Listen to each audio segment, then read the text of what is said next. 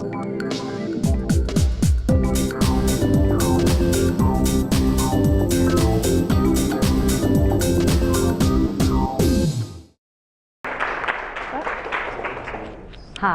we're SoZango Solutions, digital conversations so worth having. Hi, so excited to be here. Thank you so much, Becca and the whole KNIT team for organizing this. It's been amazing to be hearing the other speakers talk about how important it is to personalize your conversations, that you're having to personalize your marketing, to think about different kinds of market segments and how your particular brand is talking to each of those. And that feeds really nicely into what we're going to talk about next. As Emily mentioned, we're SoZango Solutions, and computer is ready. So what we're going to talk about, we design the UX and the technology to implement chatbots for companies, nonprofits, social enterprises.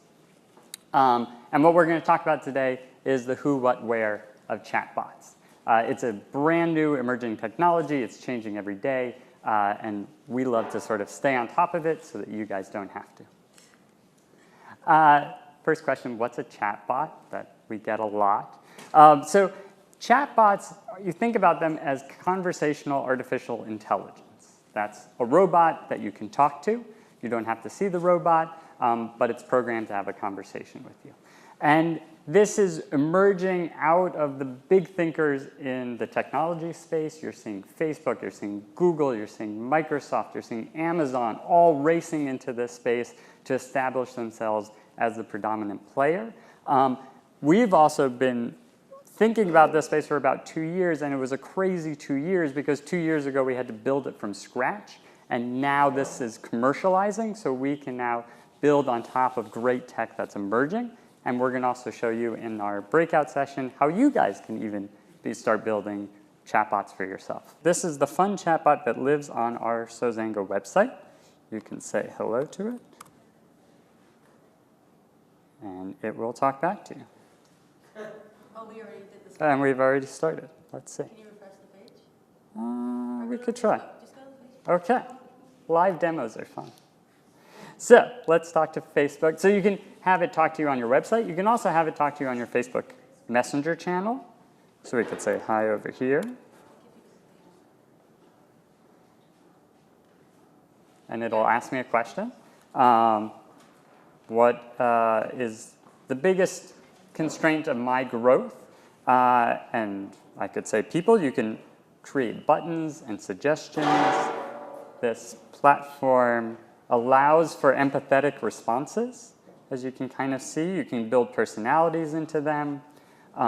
You can send video, you can send images, you can create links to other content and direct people to other places that you want them to go. You can use emojis. And you can also collect data, right? You can ask for emails, you can ask for surveys. So now that you have a picture of what we are talking about,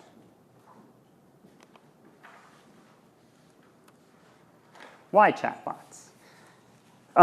Particularly, open rates are incredibly high. So if you were to run an email campaign, you would not get this kind of open rates. Obviously, when you're getting pinged on your phone, on your Messenger channel, you're a lot more likely to take notice of this.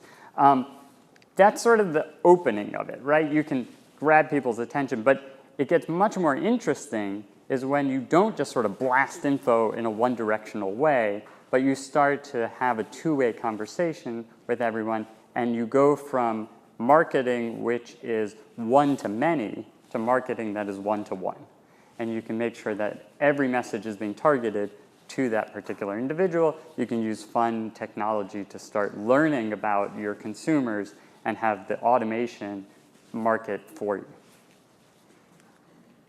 So where can you do all these fun chatbots? You can actually do it on a ton of different channels. So it's all about reaching the consumers where they are, where they love to be.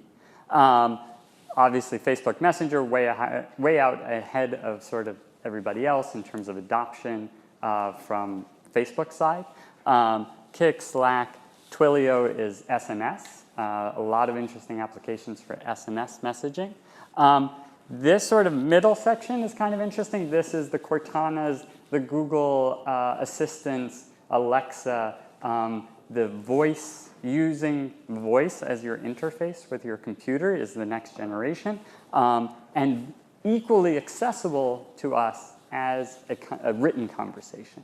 The UX might be different, but the technology is the same. So you can build once and then deploy across all of these channels instantaneously.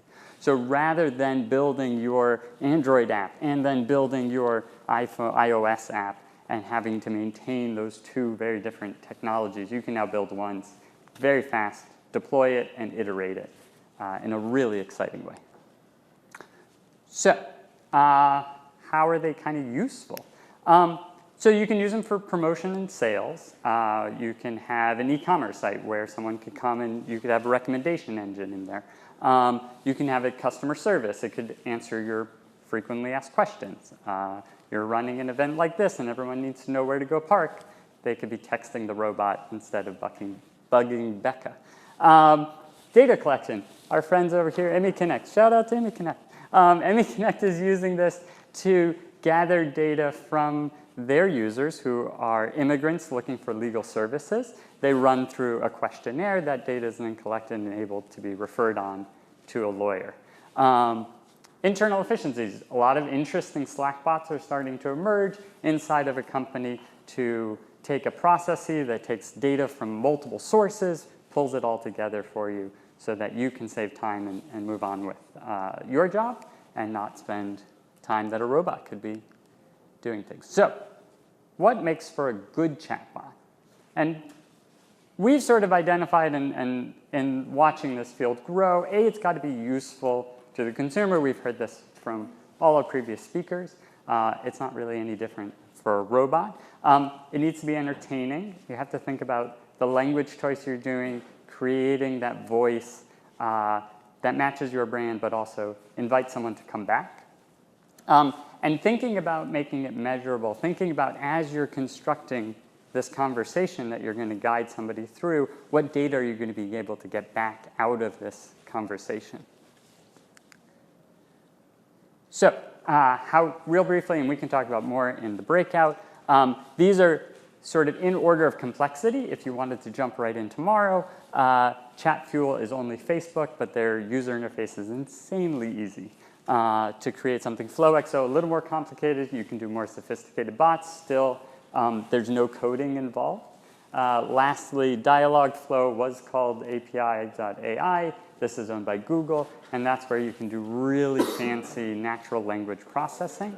That's where a robot could understand a human sentence, break it out, and understand keywords that would then trigger other types of responses. And the variability in how we speak, because we don't all use the exact same words, can be easily taught using Dialogflow, and some of these sort of work together.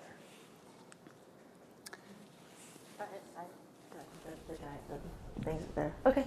So, hi. So you're probably thinking, that's great, that's really cool, I can do all these things. How do I actually use it, and have you done it before? The answer is yes to both of those things. And we're just going to walk you through really quickly a couple case studies that we've done for some of our clients. I'm going to start off with first sort of the bare minimum of engagement. So this is Jennifer Levinson. You might know her. She has a lot of fans from BuzzFeed. She's a lifestyle influencer in fashion and pretty popular on Instagram and Snapchat as well. And what she wanted to do was to think about new ways to engage with her audience. As a content creator, this is one of the greatest challenges, is creating enough content to engage with your fans. And what we decided was that a survey bot would be a really interesting idea. So what we did is on her Facebook Messenger page, which was not getting a lot of love and attention because, as the previous speaker talked about, the algorithms are really hard, especially for business pages and fan pages. So this sort of worked in both ways. We wrote it with her voice. Fans got the experience of having this Jennifer-like experience and feeling like, hey, how are you? You know, and the way that the little catchphrases she used, like she loves pizza, would be like, which pizza should I get tomorrow? And they really felt like you were actually influencing her decision making. And then on her end, she could actually get some interesting data. So we found out we asked what type of content you're interested in learning about, how long do you want that content to be, and this was done, we got like about 300 responses. She has about 85,000 fans on Facebook, and she did absolutely no promoting. It just, people are looking for ways to engage with brands, with companies, and this was just a way that people felt like they could communicate. She didn't have to push it at all. So that's that.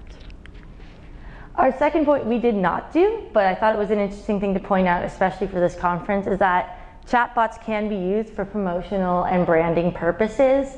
And this is more in more of an experiential sort of a way. The usefulness is sort of, it's useful in making something entertaining. And the one that I really liked is the show Genius, had an Albert Einstein chatbot that was released in tandem with the March for Science. And as you went through the experience, you could learn more about Albert Einstein. The show would put out pictures and GIFs of the actor, and you really felt like you were interacting with a person. All the responses were very witty, and it was very entertaining. So I don't think I would have found out about the show if I hadn't been pinged with, hey, did you hear that Einstein, you can talk to Einstein on the internet? And I was like, I'm interested in learning more about this, because that is not possible normally. So that's sort of another use that you can do, is sort of this brand, creating experience, getting people talking about you without necessarily you need a certain data point. But I'm sure they found out a lot of information about their fans. And the third case is something we were thinking about in this conference. We came in with how do we retarget? There's a lot of people that are talking about in their finding your customers, reaching your customers, engaging with your customers. Once you find them, sort of how do you keep them is sort of what we're thinking about. And the idea that we came up with is this sort of on your launch page, they got there, you got them to your website, they read through it, maybe not, but then how do you know if they're a true lead? How do you know if they actually want to learn more? And there's this space that's between writing an email, giving you a phone call. That's like a lot to ask for somebody that just discovered your launch page, your website, your Facebook page. And having a chatbot there to be like, hi, how can I help you? Could engage people on that next step. And you can lead them through another set of experiences. And you can find even more information from that, sort of what types of people are coming to your page. If you have multiple stakeholders, for example, is this your customers? Are these your users? Are these your beneficiaries? Where are they, and who are the people you're actually reaching? So you can see the people you're not reaching and sort of make adjustments accordingly. So the example we came up with in thinking about this is, let's say you're Jurassic Park. You have a lot of variable constituents you're serving, so you have to say, hi, are you a carnivore? Are you an omnivore? Are you a vegetarian? So you can give them the best product SKU for their needs as they come into your Jurassic Park experience. See, they might not want the same thing, and they don't want to be told about meat because they're not going to be excited about that. Get it back to you? Yeah. So wanted to leave you with sort of what was exciting and exciting in like the last week, as this is a fast evolving space. Facebook released an ability so that you could have Facebook Messenger on your own web page, so that when someone comes to your site, you could then say, hey, Benji, how are you doing? And it would know who is coming to your site. It's also fascinating and emphasizes this rebroadcast ability. Once you've entered into a conversation with somebody on a platform like Facebook Messenger, you then have the ability to broadcast later to them at any time. So you can push content to them on this Messenger channel once they've started a conversation. And this then cuts down on your ad revenue because you're not just posting to your page, you're actually targeting somebody.